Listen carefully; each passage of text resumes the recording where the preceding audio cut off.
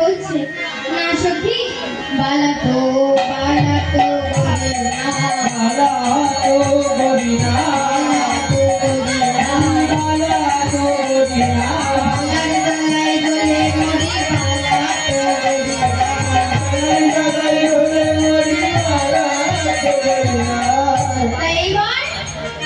বৃন্দাবন দেবী রাধারানীর কাছে রাধারানীর দুঃখ শুনে চলেছে কোথায় না গোবিন্দকে আনতে।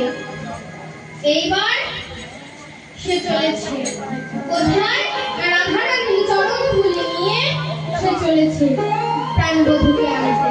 তাই সেই বৃন্দাবন দেবী কোথায় কোথায়